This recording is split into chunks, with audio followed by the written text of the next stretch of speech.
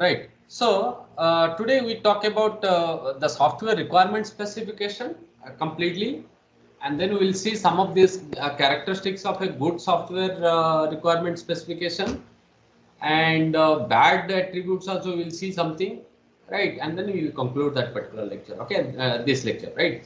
So what is the main objective or aim of this software requirement specification? So we try to organize all the requirements that are gathered, requirements gathering. After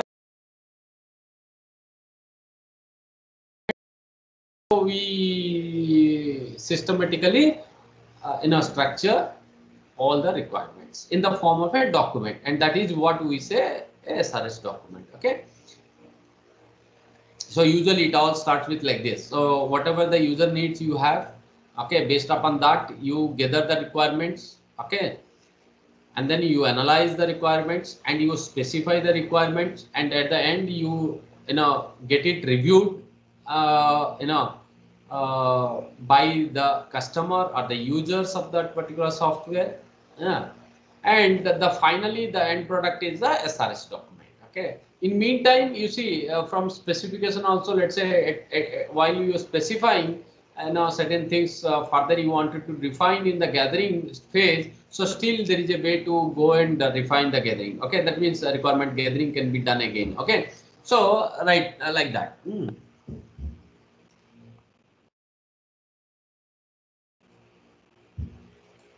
So these SRS document will be very useful in these following contests. Okay, so one of them will be the statement of user needs. Usually the user needs are specified or stated. It acts as a contract document. So it is a contract between the user as well as the developer who is going to develop the software for the user, right? So it is a contract document also, it will be considered as, and before also we discussed about this, right? So and also it acts as a reference document, because it can be used to refer again and again whenever you wanted to refer certain things. Okay, if everything is documented properly, that means at later point of time you can go and refer this document wherever, whatever the section that you wanted to go through, right? Definition for implementation. Okay, so what is exactly going to implement? Okay, so those things can be also be defined. Okay, any implementation details need to be defined, so that is actually defined here. Now you can see, so SRS document is also sometimes known as black box specification. So it is a black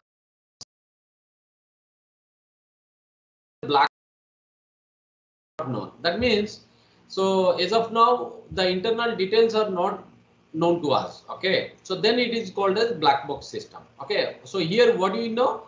So what is the input data given to the system, and what is the output going to come out of the system. Okay,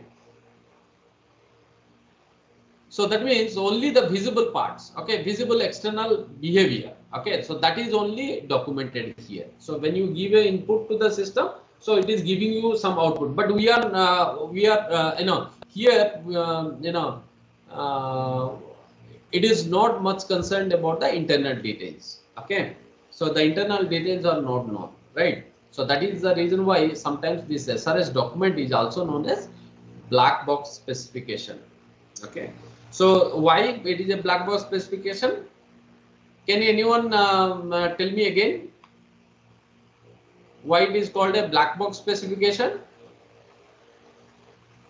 Because the internal specifications are not clear. Yes. So very beginning we also told, we discussed about this. So whenever we are talking about the requirement analysis phase, so it only concerns what. Okay, what, not the how part. Okay, so that means how part will come when you are talking about the internal details, right?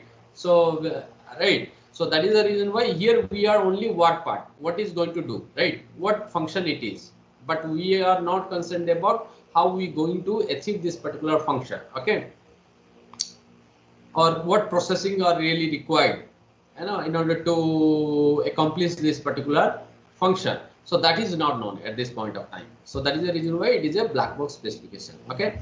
So SRS document concentrates on what needs to be done in terms of input and output behavior. Okay, as I told you, right? What part? Okay, carefully avoid the solution of how to do aspect. So here we do not concern about how to do that particular feature. Okay, or how to achieve that particular function. Okay, what portion? So that is not known here. Only known is here only we are uh, concentrating the what part. The requirements at this stage written using end user terminology, as I told you before also. So we try to avoid all computer jargons, right? So because the end user, they may not have this, usually they will not have any technical skills, okay, or technical knowledge. So they will not understand your computer jargon, right? So if necessary, later a formal requirement specification may be developed from it. So if later point of time, if it is really required, then we'll go with a formal requirement specification. That is the formal methods we are going to apply, right? So SRS is a basis for subsequent design and implementation. I told you before also, right? So your development starts from this particular document. So it is a basis document, right? So hereafter, everybody part of the development team is going to refer this particular document. So it all defines the contract with the user and the developer, right? Sometimes it is a basis for validation and acceptance also, right? Because this document will be referred by the testing team so as to verify, uh, validate the requirements, and they will also based upon this document only, right? So user also going to whether going to accept that particular system or not. So those things are uh, carried out if this SRS is prepared. Okay. So now, so from this particular phase onwards, so the cost of development actually increases exponentially, right? So if the defects, if any defects, if any defects are there, and these defects are detected during maybe the coding or the development design, so then it will be much more costlier. Okay, it will be more costlier to remove that particular defect, right? And as a result, so the cost may increase by maybe 25 times. Okay, so you can think of it's a very large number, right? Maybe. So that's the reason why. So we need to, the document is created so as to identify all the defects here itself. Okay. So a good SRS document will help you out in identifying the defects as well as correcting those defects here itself. Now, it identifies all functional input output processing, performance requirements, and the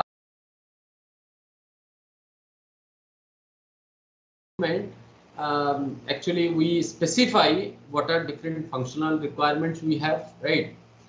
As well as performance requirements. So these performance requirements, actually the non-functional requirement. This is the non-functional requirement. Sometimes we call as performance requirements also. This is a non-performance, non-functional requirement, right? And apart from this, there are certain implementation constraints, or maybe you have some design constraints. Okay. So maybe there are certain other constraints like legal, social, operational constraints. So if at all any constraints are there, those things will also be specified in this SRS document. That means it is the one through which actually it identifies all of this. Okay, should be adequately detailed so that users can visualize what they will get. Okay, so that document, it should be a very detailed document. It should be a very detailed document so that the users can easily visualize what they are going to get from their product, right? And accordingly, it will help the designer as well as coder, because they are the one who is going to carry out the further activities based upon this document. So it all actually covers what and what aspects of the business. Okay, so like what calculate take home pay. Let's say so there is a feature needed by a particular organization, so for their employees, like what would be the take home pay for them. So this is what, so what it all, okay. And if at all any procedures are there, right, I mean how you going to calculate this take home pay, okay. Only the procedures, like maybe allowances, deductions, apart from the salary, right. What I mean, whenever you get all the money, right, I mean in terms of salary, right, so along with which what are the allowances they are getting, okay, any deductions are there, right, I mean because of maybe the pension scheme or because of anything any other issues, right. So there will be certain number of deductions, right, maybe health related or sports related, or the quarters, the charges of regarding the quarters they are getting, employees are getting, right. So those are deductions will be also applied to this take home pay, right. So or taxes, what are, I mean how much tax will be deducted, right. So those things will be, what portion will be covered through SRS. So need for a SRS. Why we need SRS document actually? So usually, as I told you before also, right. So if you have a good SRS document, that will definitely reduce the development cost. Okay, because it will help us to identify the requirement errors here itself. Okay, as well as it will help us to resolve those errors here itself.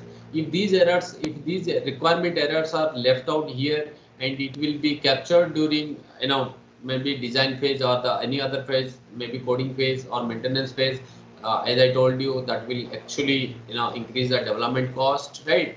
So requirement changes cost a lot, right. 40% of the requirement change later, right, as I told you. So if you, I mean, if you want to accommodate the requirement changes, that will also, a costlier at later point of time. Good SRS can minimize requirement changes and errors. So this is, this is the way that it will help you out, right? So it can reduce the requirement changes at later point of time, as well as the errors or the defects, right? So you will have a substantial savings, in terms of effort spent during requirement, saves multiple times that effort, right? So if you have given more effort here, probably, it will reduce the overall effort of the development. Okay. So this is what exactly I say an example, right?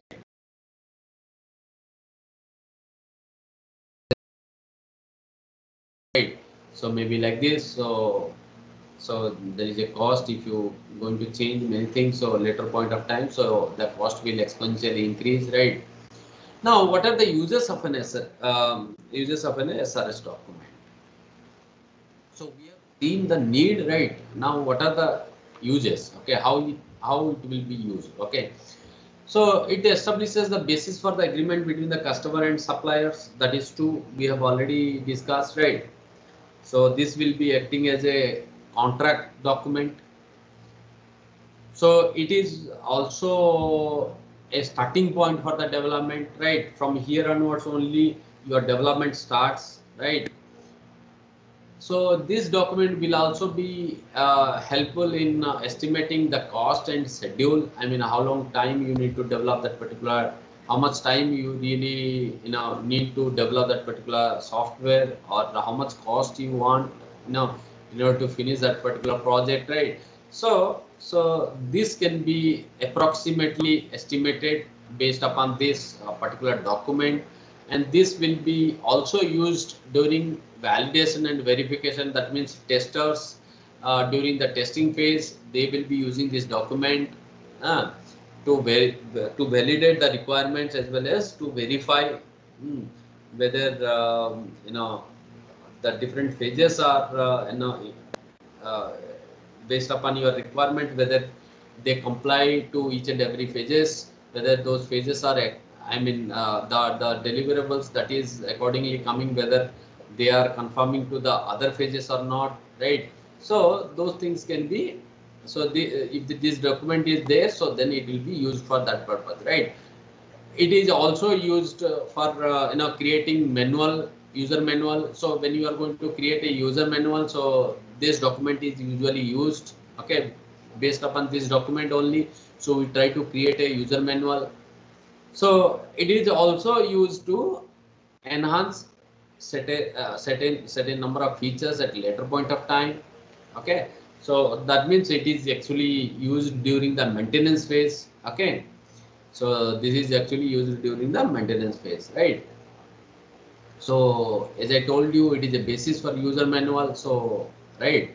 So while writing in a user manual, right? So what a user manual contains, usually that describes the functionalities from the perspective of a user. Okay, so it is a very important document for the users, right?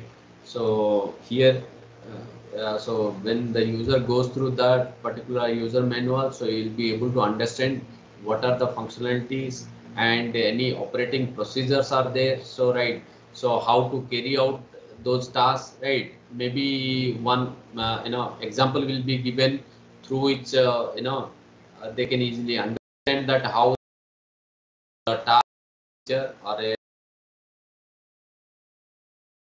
can carry particular service, so that can be given through a user manual, right? Now you can think of like this. Let's say, for example, you going to download tomorrow a network simulator. Okay, so network simulators are the ones which will be used to simulate any sort of network. Maybe it's a wireless network, wired network, or it may be a maybe any sort of ad hoc networks kind, or any sensor network. So there are various kinds of networks we have, or Internet of Things, right? So now, if you wanted to simulate all of these things, right? So usually you need a network simulator, right? Most of the time, because you wanted to test and verify, performance of different routing protocols, or maybe the TCP protocols, or maybe the UDP protocol, or anything, any application layer protocol, right? So usually what we try to do is, so if you want to study, so you go through certain number of simulators, right? And now these simulators, so when you download this particular simulator, you see, so along with the source code, what you get a user manual also, right? And through the user manual, right? So there is a API available with that, how you going to use all these functionalities, like maybe how you can debug certain programs whenever you find some errors while writing a piece of code for your algorithm, proposed algorithm, right? So you can think of, right? So they always gives you an example through which they try to demonstrate how you can going to use that particular software, right? So that is what all about a user manual, right? You understand, I think. So this is the way that I can explain you about the user manual, right? So now, who are the stakeholders? I mean, who are the ones who are going to use this particular SRS? Who are the audience for this particular SRS document? So usually the customers and users, because users, they going to validate whether whether whatever the requirements they have, whether those requirements are they are met or not. So how they can going to once you develop the software and you deliver to the user or the customer, right? Now by seeing this document only, they can verify that, okay, these are the requirements I had, now I submitted to the developer, right? And whether they have provided or not, you will check through, okay. So system requirement analyst, so requirement analysts also, they will be referring this all document, uh, and developers, programmers, because they also going to further develop the source code for the given implementational details, right? So and testers will also use, right? As well as maintenance team also document our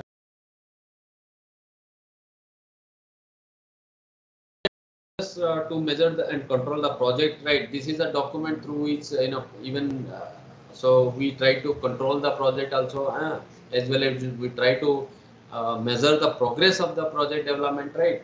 So these all things will be carried out through project managers. Okay, they will also use this particular document. So different levels of details and formalities needed for each audience, right?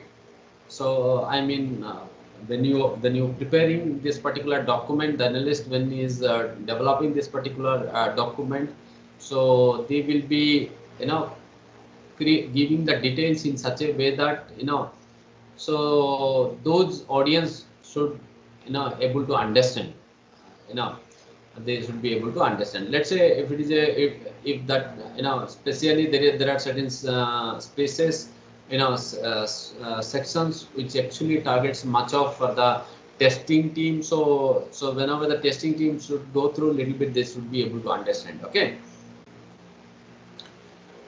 different templates for requirement specification used by companies, right? So there is one, so usually we have various templates available, so for specifying the requirements. So but these all variations actually based upon the standard IEEE 830, right? So this is the standard. Actually they released the SRS document um, uh, template, so they have a standard format, right? So now certain different companies, they will have their own requirement specification document, but these all there are little variation to the IEEE 830 standard format. Okay, so standard format is given by IEEE 830. Okay, now we will see. So what are the various sections under this software requirement specification document? Okay, so as I told you before also, so it is a standard document. So as per IEEE recommendation, so usually these are the sections that should be there in a SRS document, right? We will talk about each and every aspect, right? So it is a very baseline for the development, right? So as I told you before also, it acts as a contract document between the user as well as the developer, right? So based upon this IEEE recommendation, IEEE 830, right? So you have various sections. So the very introduction section will contain, these are the following sections. One is purpose, scope, definitions, references, as well as you have an overview of developers' responsibility. So part of your purpose, what you state, you really state what is the purpose of this document. That means what is all covered in this particular document. So that means usually you go you going to develop a product or the software, right? So who will be, who is going to use that particular product, right? And how it will be used for what purpose, right, within that particular organization, right? So those things will be mentioned out here in the purpose, right? Because this software is developed for some purpose, right? It has some purpose, right? So now, so for whom actually you developing this particular software, right? And who will be, how it will be used, okay? And by who within the particular organization. Let's say you have so you have developed a Netris kind of software, right? So that means who is going to use this particular software? So the NIT Rourkela. And within that organization, who are going to use? So certainly, let's say accountants are there, so accountants will be going to use the accounting package, right? And the students are there, so they will be using the academic package, right? And this way, so you should be, so that means so for what purpose that particular software is used, and it is briefly explained here. Okay, so how it will be used. Okay, so briefly the purpose should be mentioned out. And the scope, so part of the scope, what will be discussed? So here it should explain in what context, overall context, this particular software is being developed. Okay, I mean I mean, what parts need to be automated? Let's say because you are defining the scope of that particular software, right? So where this particular software, I mean, in what context this particular software is should be used, okay, or developed, okay. So why they need this particular? You see, so NIT Rourkela. So there are maybe various businesses going on. So there is a SRIC. There is a SRIC, sponsored research industrial consultancies. That means we NIT Rourkela also taking up some projects as a consultancy projects. We are also taking and handling. That means we have another unit. Okay, now we also primarily we are a academic institute, so we provide degree to different students, right? Now different category of student, but now you need to understand here the software is being used for what context, right? Whether it is for academics or whether it is for those software project, so those sort of thing, and what parts need to be automated, right? And along with that you need to define what parts may be automated later point of time. Okay, so maybe you see you start with something, you want a software that should these are the different tasks need to be automated, and these are the different tasks need to be automated at later point of time. That means they are out of scope. So you will be defining the scope of your software, right? So the context within which you are using, as well as the what parts should be automated and what parts should not be automated as of now, so they will be part of scope, right? And then definitions. So if at all any acronyms, abbreviations, if at all being used there, so they must be written, so they must be defined here, okay, during this section. And this section provides there is a references section, so where you you provide references to other documents if you are going to refer various other documents while you carrying out all these documents. So you need to, for example, you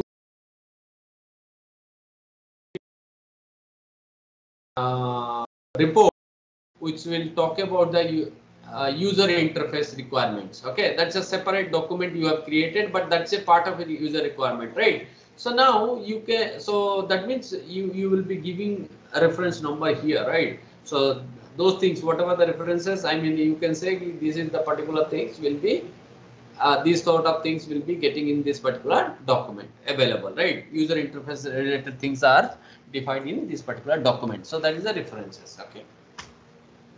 Overview of developers' responsibility. So usually you need to give a overview of what what are the responsibility of a developer, because they are the one. So maybe they are going to in terms of only the development, what, or maybe in terms of installation also they will be telling you that after the development is done, after the development of the software is complete, so now this software should be installed at the user side. So maybe they are taking all these installation related things, responsibilities, or maybe once the software is developed, so whether they are going to provide some training to the different kind of users, right? Because there are various categories of users going to use, right? So there are some users who will have a very good engineering degree, or maybe they will have a very good education, right? And there are some users maybe they will even have lower than the 10th standard, right? So you should be accordingly giving the training to those classes of users, right? So that sort of things should be all mentioned out briefly here, right? And maintenance related anything responsibilities they have related to maintenance, whether they are going to provide maintenance to these all things, right? Because of those things will be discussed out here. Okay. Now the second section we talk about the general description of the product, right? So here the first subsection talks about the product perspective. So here it should state, this particular section should state whether the software that you are going to develop is a replacement to the existing system. So it is a completely, maybe it is a replacement to the some existing system, or it is a very software. Think of maybe there is a so there is a subsystem. Okay, so whether this particular software you developing will be considered as a component of a particular system. Okay, this can be considered as a component of a particular system. You can think of like this. Okay, so maybe it is a completely whole new software, right? Or it can be a small software which can be used as a component of another software you can think of. Okay, so this, if at all any this sort of information need to be explained out, so that should be explained out part of product perspective, because ultimately we are talking about the interfaces. Okay, so how these how the software under development has a relationship with the other products. Okay, because maybe this product might be working, if this product is a subsystem of overall large software or a large product, right? So in that case, how this particular component is related to the overall product, right? So I mean, what are the principal interfaces really required? Okay, so if it is a subsystem, then you will have a subsystem interfaces, right? And if it is a whole new large product, maybe this product will be interfaced with some other products, right? So now, so those interfacing should be mentioned out here. Okay, with which particular other software, so it should be interfaced. Okay, so those related information will be discussed out. And the product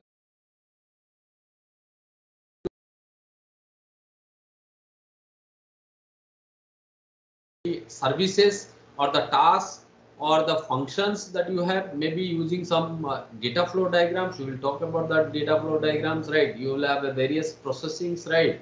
Or the functions, and the data will be exchanged among these all different processings, right? So as to carry out a particular large activity or a task, right? So those things will be um, for those tasks. So you need to give a overview.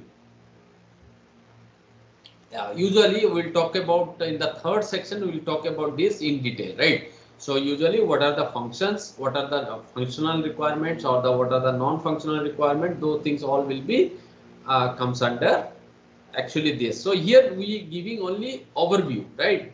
Overview of the functions, but we are not giving the complete detailed discussion. So the complete detailed discussion will be carried out in the section 3. Okay, I mean third section it will be discussed. Okay, in the next slide it will come. So user characteristics, who they are and what training they may need. So as I told you before also, right?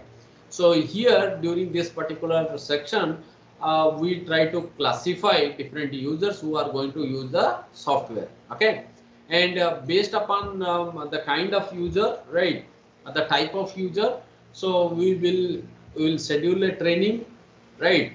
So if the, let's say the user, there are two types of users. One is a very experienced user, and there is a not much experienced user, right? So you should accordingly provide the training, otherwise they will not understand. If you say if you the way that you are giving a training to a experienced user, okay, if the same thing is given to a unexperienced user, so in that case what will happen? So probably he will not understand, he will not catch up the things, right? So you need to design the training in such a way that they will be able to understand, every user should be able to understand. So those things will be categorized here. Okay, general constraints, if at all any constraints you have, right? Maybe in terms of scheduling, right? Whether you need to, if let's say if the user says that I need this particular software within 3 months, okay, or I need these are the various components, at least developed part of the software by end of this month. Okay, so that means you have some constraint or you have some resources, right? Maybe you will not have all these resources ready at the very beginning of the software development. So I mean, if at all any constraints are there related to resources, resources may be a hardware resource, maybe it's other software resources, or maybe a human resources. So any kind of resources, right? As well as cost also, financial funding also. Okay, you have any constraints, so those things will be discussed. Now, so part of this third section, actually, we are talking about all the functional requirements. Okay, so we have already discussed about what is a functional requirement and what is a non-functional requirement. I will not discuss much about them, right? So usually, so part of this section, what you will be trying to do, let's say, if there are 5 functional requirements, okay, that should be developed or that should be met through the software. So those 5 will be mentioned out here, right? So the first 3.1 section, so you should be giving an introduction to that particular functional requirement. Okay, a brief introduction on that particular functional requirement. Okay, and then 3.2 section should discuss what is the input given to that particular function, right? And 3.3, what is the processing required? Okay, I mean the internal details. I mean this is, let's say you say something like this. Okay, so let's say you going to develop a calculator. Okay, a software calculator. Okay, so in that case, what are the various functionalities? One functionality may be a addition, the other may be a subtraction, or the other may be a multiplication, right? So there are 3 functionalities. So your introduction section should talk about the, if it is a multiplication function, so you should introduce about the multiplication. Okay, and then what is the input given? I mean, whether 2 real numbers are given, whether 2 integer numbers are given, whether 3 integer numbers are given, whether 4 integers number are given. So these are our input. So you will be talking about what is the input given. Now processing means here the multiplication. So you should be telling that. So this should be a multiplication of all these inputs given, right? And then output should be again the multiplied values of those inputs. Okay, now so this way we give functional details, we define every function, cancellation of it. Let's say if we are talking in terms of railway reservation software, so in that case, so one function can be cancellation of a ticket, right? So you booked it, so booking a ticket is a function, right? And similarly, so cancellation of a ticket also be another function, right? So for this particular function, so what is the input given? So usually what will be the input given to this you know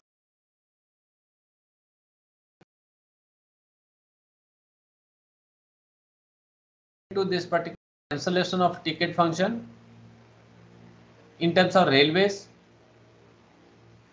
PNR.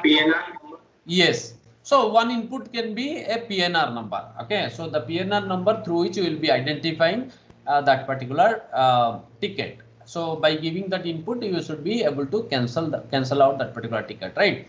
So this is the way that you will be discussing. Okay. It is really the body of SRS document. So usually it is a very important part of the SRS document. So now 3.5 means repeat similarly for each function. Okay. So as I told you, so if you have five functions, so you repeat this introduction, inputs, processing, outputs for all of these functions. Okay, so that will be functional requirements. Okay, now there is an external interface requirement. Okay, the fourth section talks about external interface requirements, right? So here we talk about the user interfaces. So one may be a user interfaces. Okay, so we talk about, so if there is a, so there will be a user manual, okay, through which you will be talking about, maybe the screen formats or the outputs or the error messages it is going to generate. So all those things can be, those things can be, usually, discussed out. That means you are giving the logical contents of those components, not the layout of the screen output, how it is going to lay out that particular screen and all, whether you need to keep that particular window in the left corner or the window should be shown in the right corner, right? What are the different subsections, those things not, that means you are not talking about the layout of the screen, or so those things will be going on to the design part, right? Here you will be giving the logical component, okay, and contents, okay. So what should be the output will be, and what error messages, let's say, as I say, so for example, you going to give a when you enter a when you insert your ATM card into ATM machine, right? And after during the validation process, let's say you have given a incorrect pin, okay. So then what will happen? It should give you an error message saying that so the message the pin may be inserted, so it's a incorrect, right? Try and okay. So these are messages. Those things will be discussed out part of user interfaces, because user is the one who is going to use that particular software. Similarly, you can have a hardware interfaces. That means this software now may be interfaced with some special kind of hardware, right? And that is also stated out here, okay, what sort of special purpose hardware you are going to use, right? And I mean what is the supported device type, okay. So these all things would be discussed, okay. Let's say if you talk about supermarket, let's say if you talk about a software called supermarket management system, right? In your supermarket, so if you are going to Big Bazaar or any sort of supermarkets, right? So they are also using some sort of software, right? Now that is for billing, yeah, for generating the invoice and all. So they use some sort of software, right? So now with that particular software, you need a special kind of hardware also. What is that particular hardware we use there usually? Can anyone?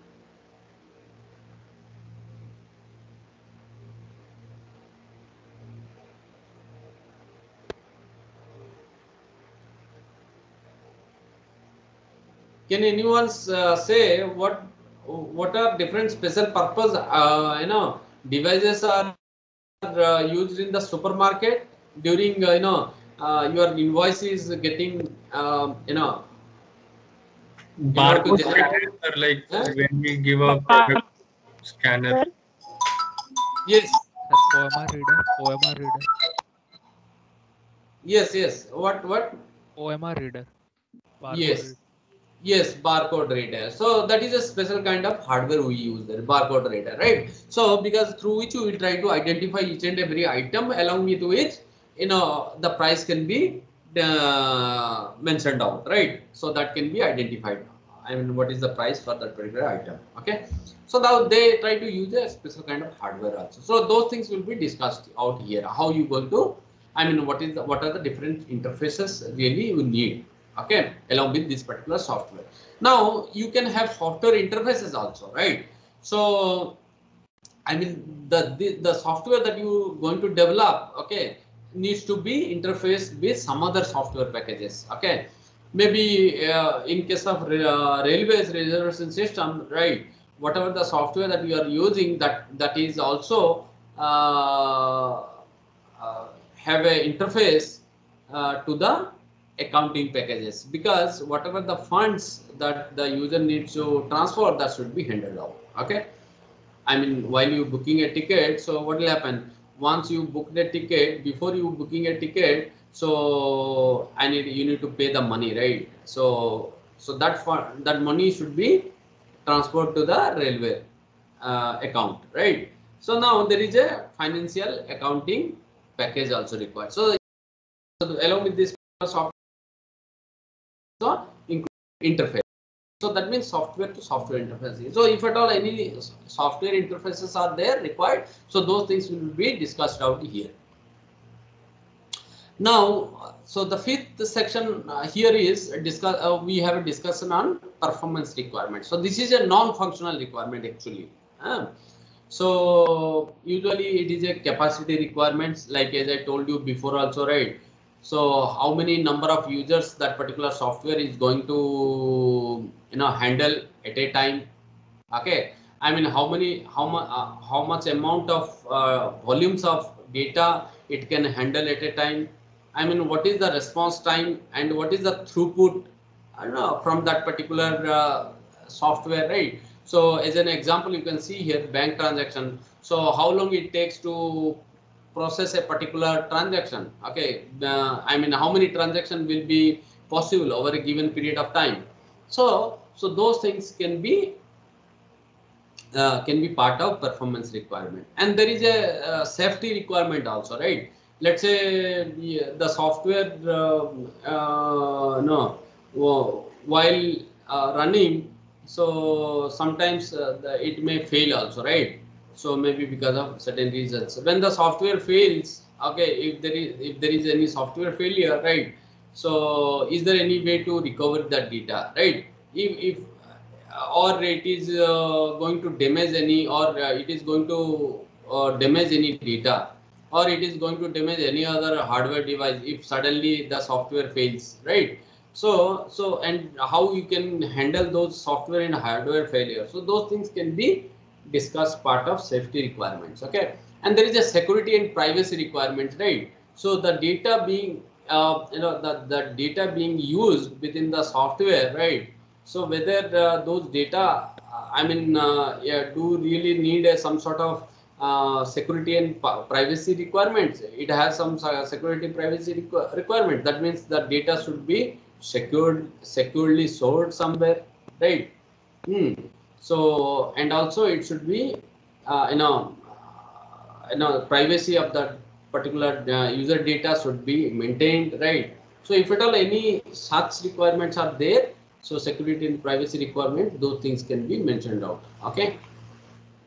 Now, design constraints. So I mean, uh, while you going through development, developing this particular, while you designing, you know, whether it has any sort of constraints that that you need to avoid, right?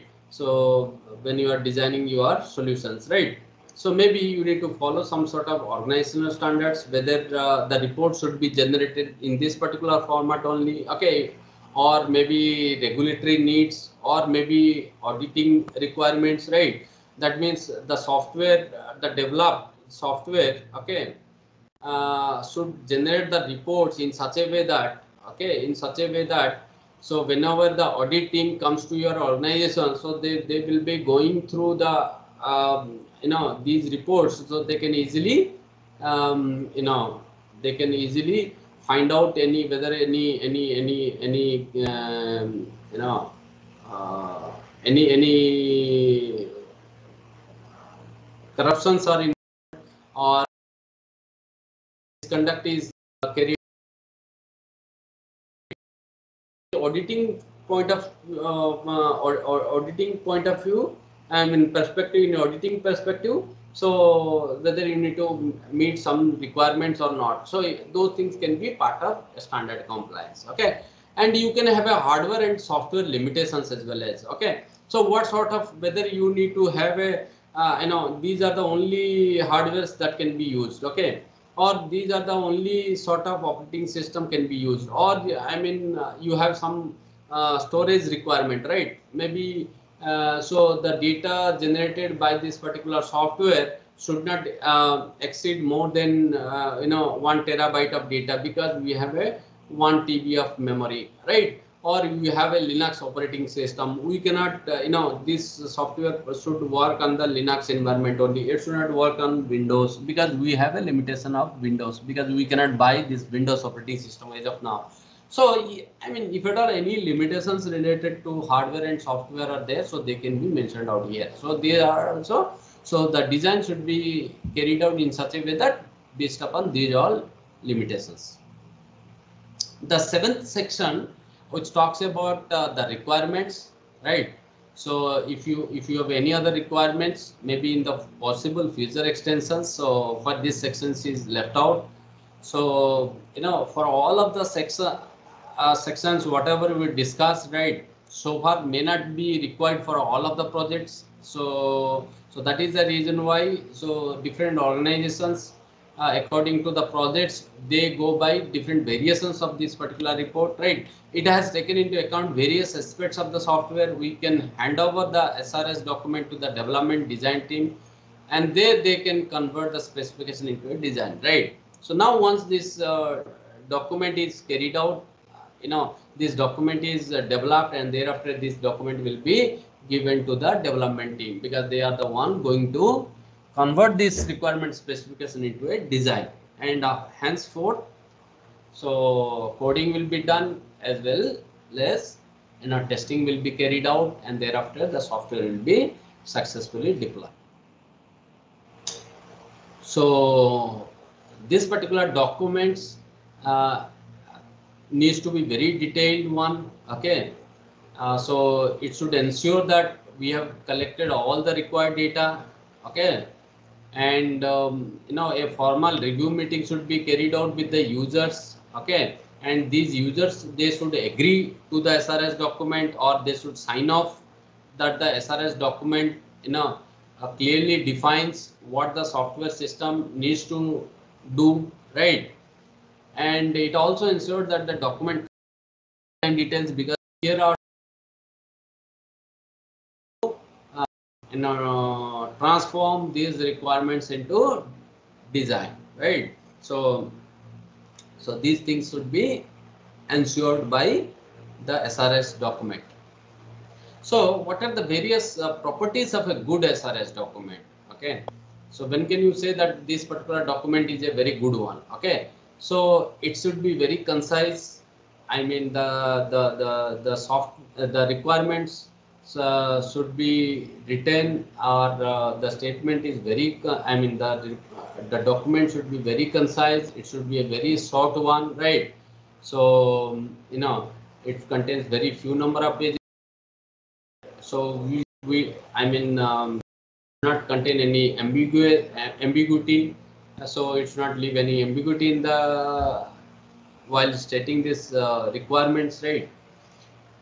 And sometimes so we try to avoid these over descriptions, right? So our specifications should be reduced, because we try to try to use various verbose. So we try to avoid various verbose, right? So let's say, for example, a particular user whose English is very good, in a way that what he will try to do, he will try to write the same thing again and again by I mean using very difficult words and all, right? So ultimately the if you increase those verbose, so usually it will increase the complexity of the document, which will be not easy to read, or it will be not easy to understand, because the user is going to read this particular document, right? So that is, as a result, it will increase the number of errors also. So whatever very irrelevant descriptions are there, so we try to remove those irrelevant descriptions. So we try to describe very concisely, okay, and it should not have any ambiguity, right? So it should be implementation independent. That means you should be writing, specify what the system must do, okay, and there should not have any how part, how to do it, okay. So I mean you only specifying the externally visible behavior of the system, right? I mean when you give a input, how the system, what the system is going to do. So that is to be only discussed, right? And also it should be very implementation independent. That means you should not be talking from the implementation point of view, right? You saying what is what, okay? That means we are not discussing how part. So how part will be part of implementation, okay? So you should write the document in such a way that it is a implementation independent. It should be modifiable, so that means it should be easy to change. It should be well structured, So if there is a well structured document, then you can easily understand as well as modify it whenever you require, because as I told you, so that it contains several sections, right? So it's a well structured document. Let's say you wanted to uh, make certain changes in the requirement part, right? So you can directly go to the requirement section, and then you try to identify what is the requirement that what is the functional requirement that you wanted to modify. Okay, so you can go and easily make changes, right? But if it is a not well structured document, that means you will not have any sections and all. So in that case, it will be very difficult for you to understand, as well as it is very difficult for you to modify that particular document. Okay, so that is the reason why it should be very modifiable, right? That means it should be a well structured document, right? And it should be consistent, it should be complete also. We know, so what is a consistent and what is complete, we already discussed, before also. It should be traceable. I mean, you should be it should be so you should be able to trace which part of the specification corresponds to which part of the design code, and vice versa, right? Because once this SRS document is given to the designer people, right, they accordingly design the software, right? So converting the, and they are actually going to transform these requirements into a kind of design, right? Now, so at later point of time, during design phase or during coding phase or later phases, okay, whenever you wanted to trace, let's say this is the particular piece of code written for which requirement, okay, this is the piece of code developed for which particular requirement, that should be made available, right? So then it is a traceable, that means the requirements are traceable. Okay, so these requirements can be traced. Okay, so that is what. And for this piece of requirements, so the design is this one, so and vice versa. So you should be able to go from there to here, here to there, then only you can say so the requirements are traceable. It should be verifiable, that means system should be user friendly is not a verifiable. Let's say there are two examples. Okay, so how you can say it is a verifiable, it is not a verifiable. Now you say system should be user friendly. I mean, how user friendly it is, the system is, so you cannot verify. Okay, so I mean, for you it may be better user friendly. For me, it may not be a better user friendly. For somebody else, it is not a that much whatever the user friendliness you want. So that may not be So from this statement, you cannot verify, okay, how user friendly this particular system is. Okay, but let's say if I say something like this, a requirement that is checking of availability of books in the library. Okay, so now there is a requirement, that requirement is something like this. So you are going to check whether this particular book is available in the library or not.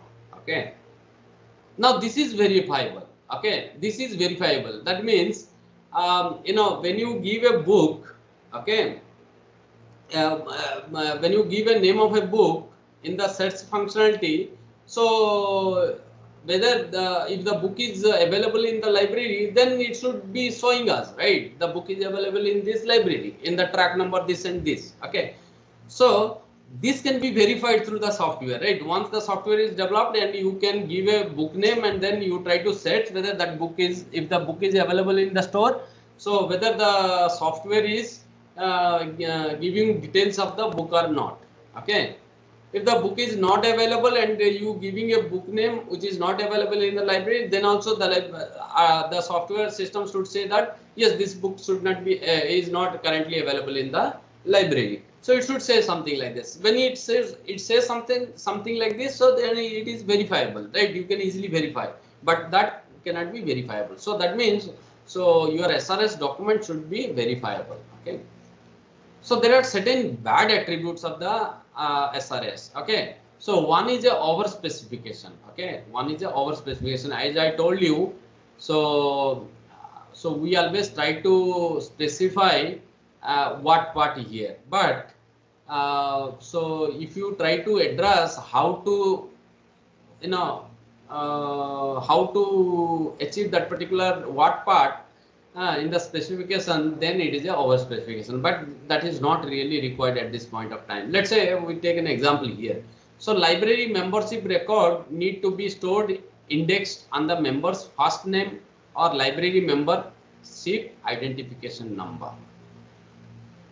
Now, if you see here, so library membership record need to be stored indexed on the member's first name or library membership identification number, right? So what you are trying to say?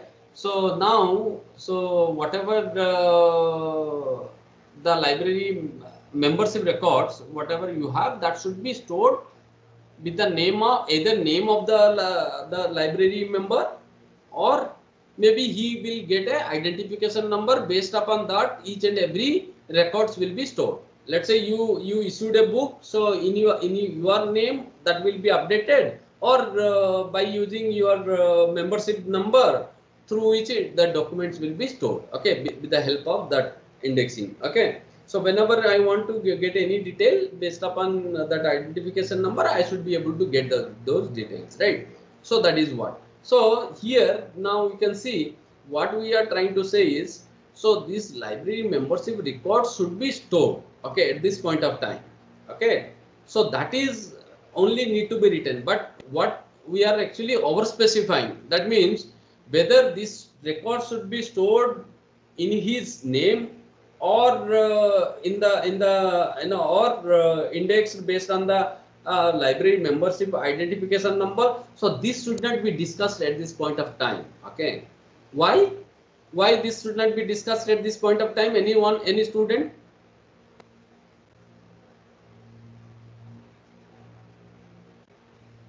Anyone? We are interested in what, not how.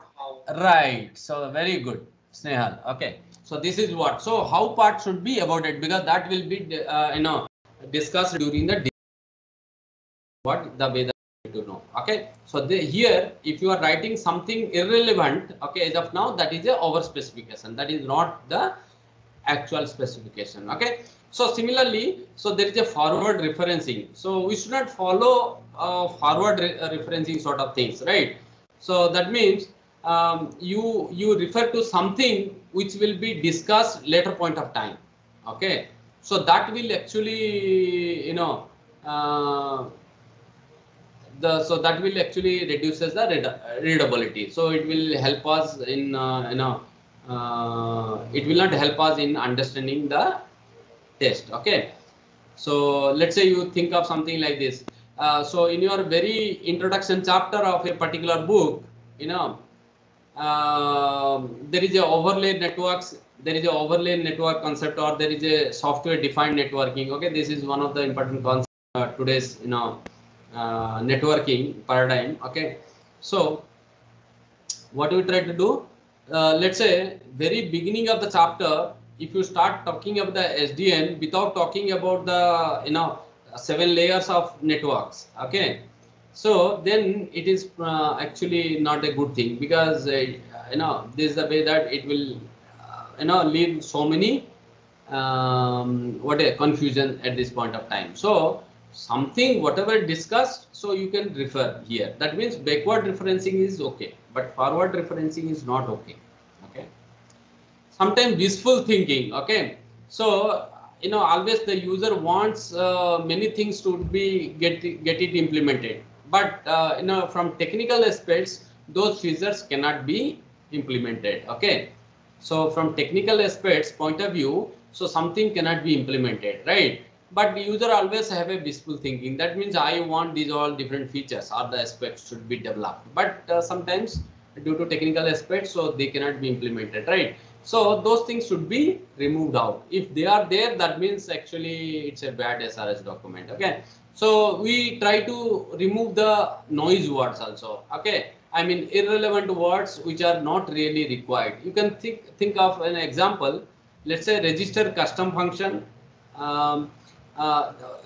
Let's say there is a function, okay, or a process through which we try to register all the customers of a particular shop or a business entity. Okay, now,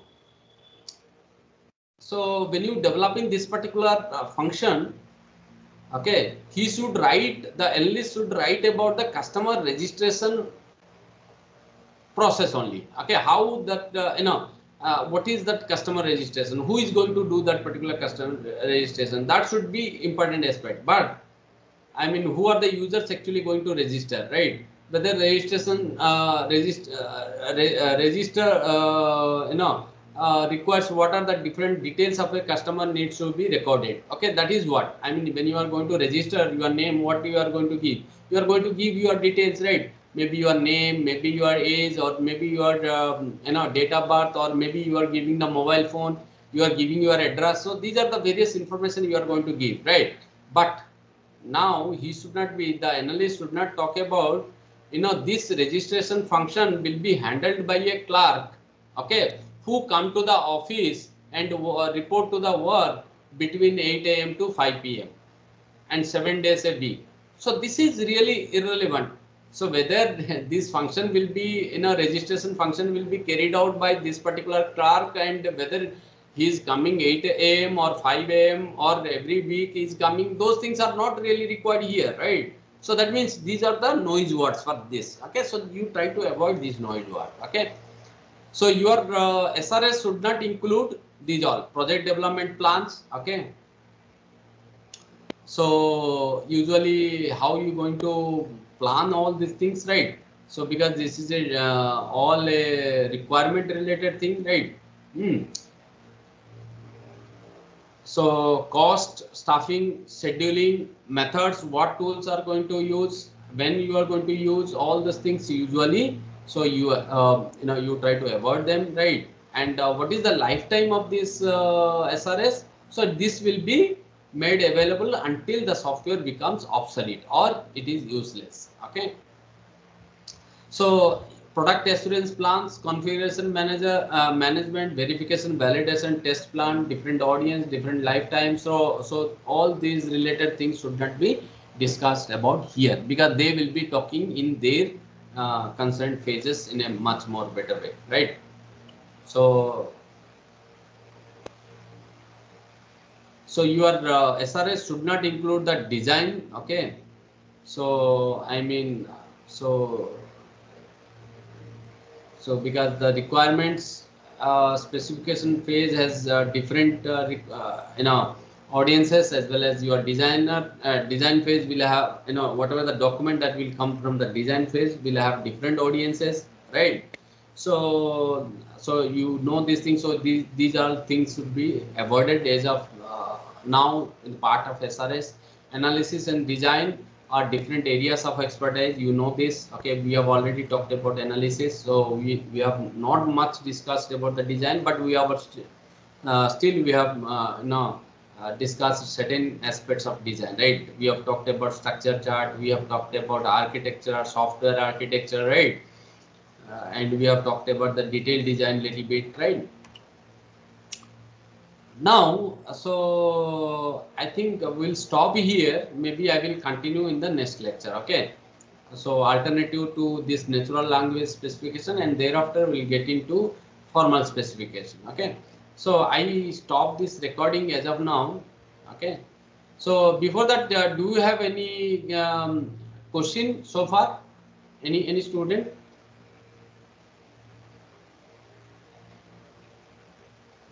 Anyone has any question till now? No, sir. Then I can stop here at this point of time. Right. So I stop the recording